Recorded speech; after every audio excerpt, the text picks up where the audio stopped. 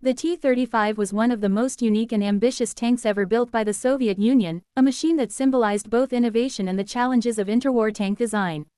Developed in the 1930s, this heavy multi-turreted tank was intended to serve as a land battleship, projecting power and overwhelming enemy defenses with its combination of multiple guns and machine guns. The T-35 was massive, long, and visually imposing, designed not just as a combat weapon but also as a symbol of Soviet industrial and military strength during a period when the world was still exploring what modern armored warfare might look like. Its design was influenced by the multi-turret tank trend that had gained attention in Britain and Germany during the late 1920s and early 1930s, but the Soviets were one of the few nations to actually produce such a machine in significant numbers. The T-35 was first conceived as part of a program to give the Red Army a breakthrough tank that could crush fortified positions and resist smaller anti-tank weapons of the time. It featured 5 turrets in total, a main turret housing a 76.2 mm gun, 2 secondary turrets with 45 mm guns, and 2 machine gun turrets. This arrangement gave the T-35 a fearsome appearance and, in theory, allowed it to engage multiple targets simultaneously. Alongside its main cannon, the various machine guns and secondary cannons were designed to suppress infantry, destroy light vehicles, and protect the tank from close-range attacks. It was nearly 10 meters long, more than 3 meters wide, and weighed around 45 tons. Its sheer size and firepower made it look like an unstoppable force on the battlefield.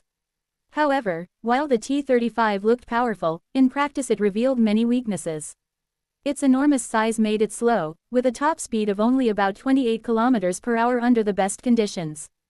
The tank was powered by an engine that struggled to handle the immense weight, leading to frequent mechanical breakdowns. Its armor, which ranged between 11 mm and 30 mm on early models, was quickly rendered obsolete as anti-tank weapons improved during the late 1930s.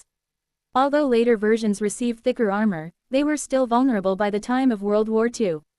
The multi-turret concept also created serious problems. Coordinating 5 separate turrets required a large crew of up to 11 men, making communication and efficiency inside the vehicle extremely difficult. Many of the turrets ended up being underutilized in actual combat because managing multiple weapons at once proved far more complicated than expected. Despite these flaws, the T-35 became a showpiece of Soviet power. It was often paraded through Moscow's Red Square, where it left a lasting impression on foreign observers and Soviet citizens alike. Its massive bulk and impressive weaponry made it a symbol of industrial capability, even if it was not as effective in real combat. The Soviets built about 61 of these tanks between 1933 and 1939, making it one of the few multi-turret tanks to reach series production. Most other nations that experimented with similar designs abandoned them after building only prototypes. The T-35 was therefore unique in being mass-produced, even if only in limited numbers compared to other Soviet tanks. When Germany launched Operation Barbarossa in June 1941, the T-35 was still in service, mostly stationed within Soviet armored units in western regions. Unfortunately, the invasion revealed the shortcomings of the tank. The German blitzkrieg tactics relied on fast-moving armored formations supported by aircraft and artillery, which made the slow and unreliable T-35 extremely vulnerable. Many T-35s broke down on the march before they even reached the battlefield, suffering from engine and transmission failures. Those that did encounter German forces often fell victim to superior anti-tank guns and air attacks.